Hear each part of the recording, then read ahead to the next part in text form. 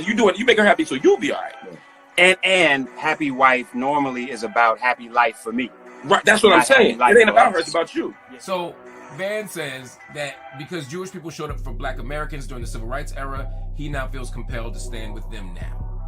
Let me be clear. What's the white liberal ideology I'm following? I'm not saying you. No, that's what you said. So I'm saying which one? No one is free until we are all free. There's no room for any injustice.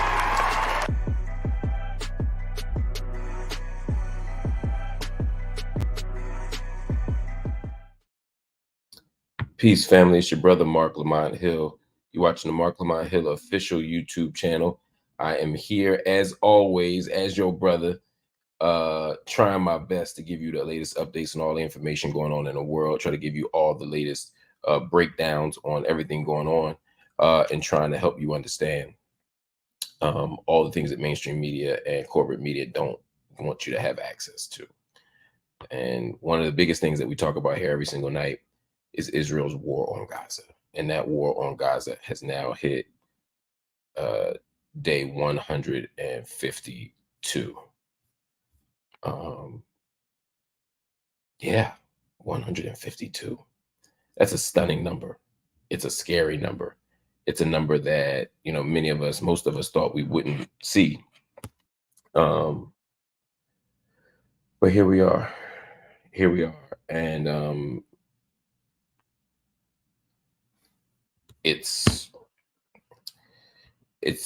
on a sense getting better, right? There's a sense of at least some relief in the form of a ceasefire, in the form of a stoppage. But the carnage continues, the violence continues. And even the idea of a ceasefire is not a full one. It's not a permanent one. It's a temporary one. And so we're dealing with a lot of stuff here that we need to think about in a very serious way. I'm going to shoot some shout outs, of course, as we get started on day 152, as I give you the updates. I see a handle here I haven't seen before. Genocide Joe got to go. Says, salam, my friends. Shout out to you. Shout out to Rose Ability, as always. Kimono Kenny, wa alaikum salam. Good to see you here, as always. Yo, I love the family. I'm just shouting out people who are members of the channel. Rose Ability again. Ketiwe Zulu is in the building. Herman Gill is in the building. Jazz LP is in the building. I was trying to you catch me between Bible study. Yo, that's like, I feel good about that. You know what I'm saying? I don't know why. That feel like it makes me feel like I'm on somebody's priority list, like somebody's schedule. I feel like y'all be hitting me up like, yo, it's 9 o'clock. Where is he? It's 9:30. Where is he? That makes me feel like I'm on y'all's priority list. And that means a lot as we build a family and a community here. C Shada, Baby K, Kimono Kenny, Marhabden, Nevia Bella, shout out to you, Twisty Locks, all of y'all, man. So many people who are Nevia DiVincenzo, so many people are KP, so many people are actual members of the channel. That's so dope, man. We're really growing as a channel. Britt, thank you for the generous donation. I appreciate you. We're gonna get started, but I just want to shout out some of the people who are trusted members of the channel. It's so much love and appreciation I have for you every single day as we do this work. I know y'all are here doing this work with me, and I don't take it for granted. I don't take it lightly. All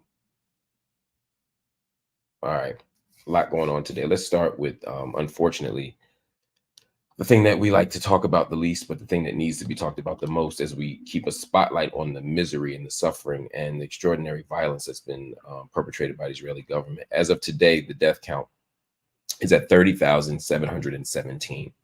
That's right, at least 30,717 Palestinians have been killed and 72,156 wounded in Israeli attacks in Gaza since October 7th.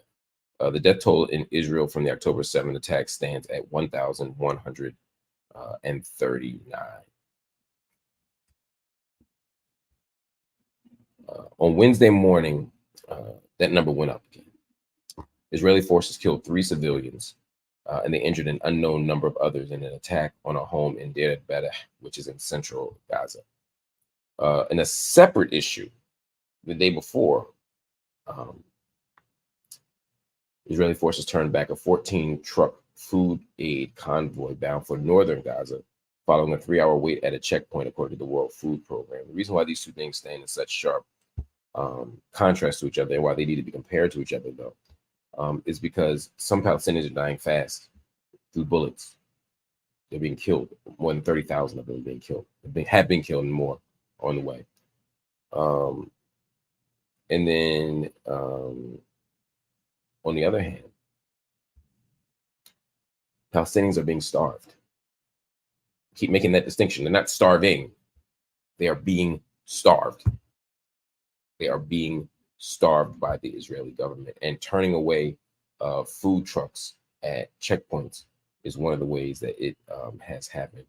The UN Agency for Palestinian Refugees said it has distributed flour to 370,000 families in southern Gaza. That's important for multiple reasons. One, there was enough flour the other day to feed hundreds of thousands of families that got turned away. It's also important because UNRWA is the one providing it. And for so long, people said UNRWA isn't doing anything, or UNRWA is the wrong agency. UNRWA remains the agency on the ground that is providing support, aid, resources to families in southern Gaza, families on the ground.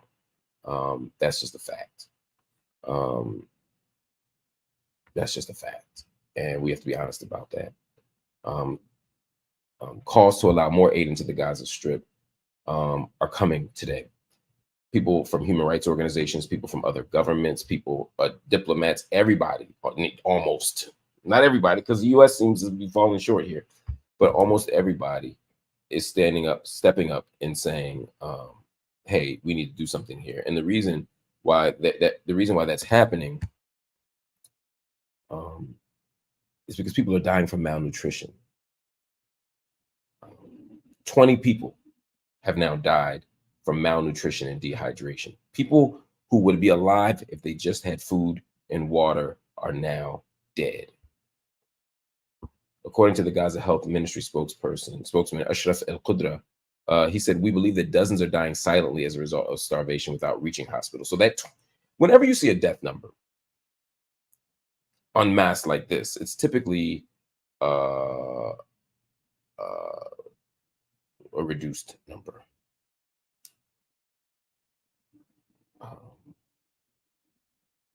Some people don't report the death.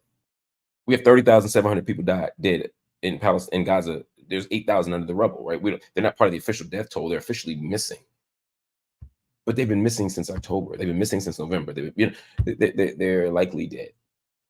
So those numbers are lower. They're deflated, not inflated, despite what some people will want you to believe. Similarly, the 20 people in total who have died from malnutrition and dehydration is, of course, an underestimate, because some people don't make it to the hospital. It's only people who make it to the hospital and die in the hospital that have been designated as dead from dehydration and malnutrition. Other people are dead at home, or they're dead in the car, or they're dead in a shelter. And so these numbers are very low. And we just don't know.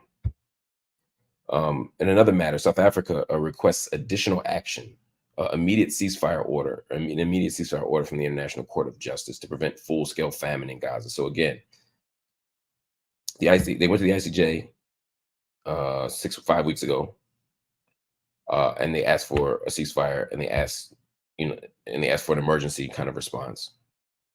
The ICJ said no to the ceasefire, but they did all the other stuff. Now, how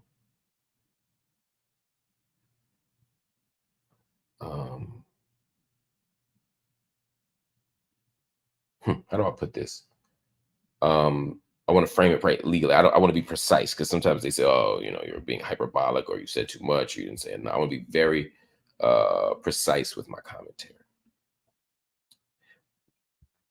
South Africa is saying that the court's decision they're not challenging the court's previous decision to not do a ceasefire, because what the court didn't say the court said that there's plausible case for genocide, and here's what we are going to do, right? And now South Africa is not saying you're wrong. It's not an appeal. It's a request for additional action. They're saying we need more measures. And they're specifically saying we want all parties to cease hostilities. This is important because before, one of the questions was, if Hamas is not party to the ICJ, then calling for a ceasefire technically only is asking Israel to stop shooting and engaging in military action, and not Hamas. That was the argument that people were making. But South Africa has been very clear that Palestinians are going to die if the ceasefire doesn't happen. And it's going to happen not just from the weapons, but also from starvation. Starvation as a weapon. And so because of that, there's a call for a stoppage. This is important. This is urgent.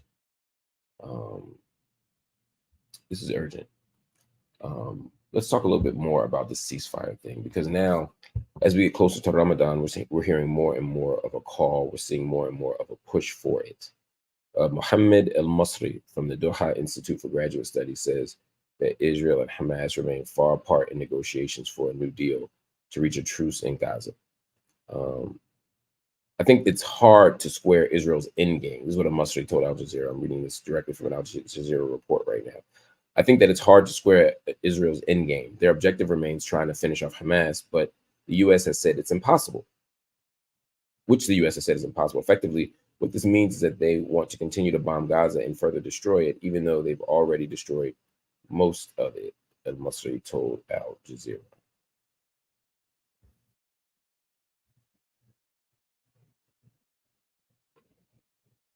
So a truce before Ramadan makes sense for all the reasons.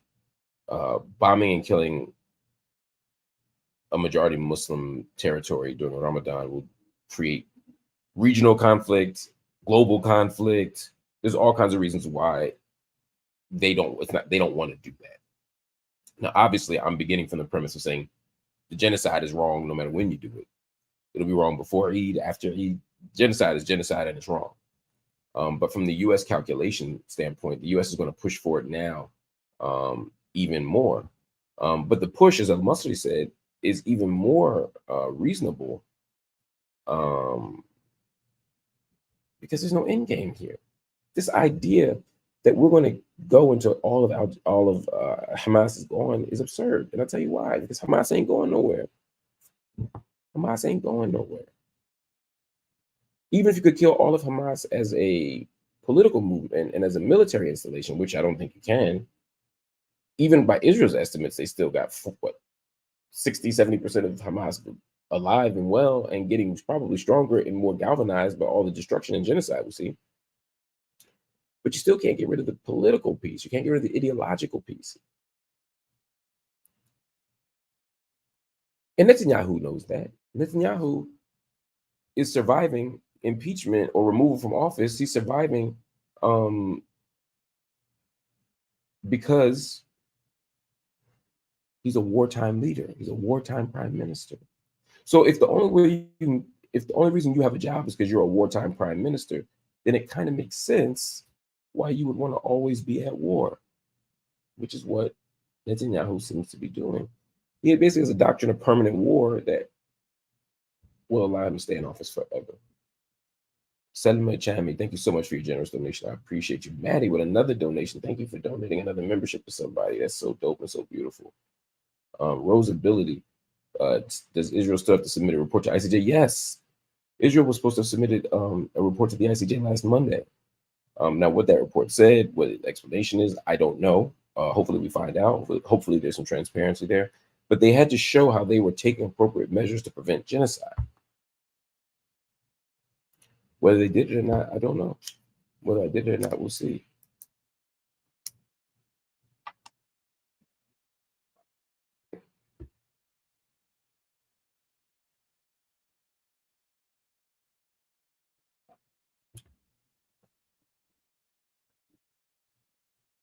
That's the right question, Rosability. Trying to see if there are any other questions coming in.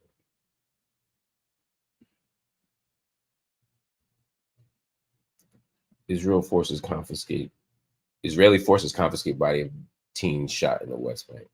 The Israeli military has confiscated the body of a 16-year-old boy who was shot dead on Tuesday near the Israeli settlement of Yitzhar, south of Nablus in the occupied West Bank. That's according to Defense for Children Palestine. The teen allegedly attempted to carry out a stabbing attack when Israeli forces shot him several times, then prevented a Red Crescent Society ambulance from reaching him. 108 Palestinian children have been killed in the West Bank since October 7th. And you all may think that those two things are unrelated, but they're not. You know, we've seen a ramping up of security. We've seen more settler violence. We've seen more stoking of violence. We've seen more raids of camps. We've seen so many things that lead to what we just saw, what we just heard about, that I think we need to think about in a very real way, in a very, very real way. And again, that's not the only violence we saw in the West Bank. Israeli raids and arrests across the West Bank have taken place in El Jalama, Arbuna, Deir Ghazale, Arana, Jalboun, which is northeast of Jenin, the town of Beit Fajr, south of Bethlehem, and the city of Nablus. So there are multiple cities where we're seeing this violence, multiple cities where we're seeing this destruction. This is not a small thing, and we cannot treat it like it's a small thing. Samantha Twinning, thank you so much for such a kind and generous donation. I'm so grateful. I appreciate it more than you know. Hajra Naqwe, thank you. Iman Mabruk, I'll look for Iman Mabruk. I'm not sure who that is. See Shada donating 5 memberships to the channel. Thank you so much. Shukran Jazilan. I appreciate it so much from y'all. Everybody, that's gonna be the update for now. I want to give you more content tonight though, so we're going to do a couple of things. I want to do a live Q&A before midnight, which I think you will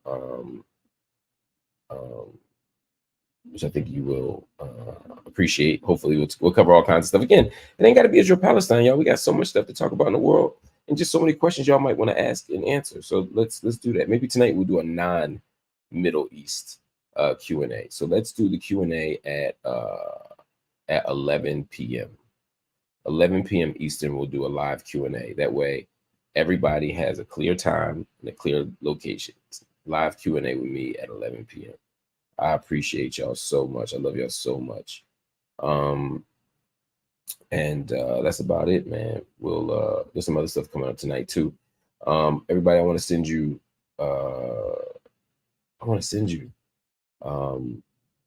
Over the next week, some other information, some other dates, some other content, some other writing.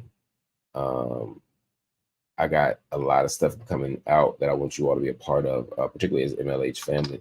Hajid Nokwi said, bring your cookies, Oreos or mint. I don't do Oreos. But I will rock with that Girl Scout cookie thin mint. That is the move. Yes, 11 o'clock Eastern might go left. Can you invite Cornell West? I'd love to. You know, I was with Cornell maybe 3 weeks ago. Got a chance to talk to him. We'll bring him on and have a lot of good conversation with them. That's definitely going to happen. Daily updates on Haiti and the Caribbean. I'd love to. Honestly, it's just a bandwidth issue. You know, I'd love to have a reporter on the channel who does Haiti and Caribbean so that I can bring them on every day and come on with them. And ask questions and learn and listen. It's a challenge, though, to uncover stories and unpack stories from 3 different regions, because people want Sudan, people want Congo, people want Haiti. On top of what we do in Palestine every day. And yes, them mints in the freezer. That's that work right there. All right, y'all. I love y'all. I appreciate y'all. If you want, hit the like button. Let the algorithms know you rock with us. Hit the subscribe button. Get yourself a dope subscription to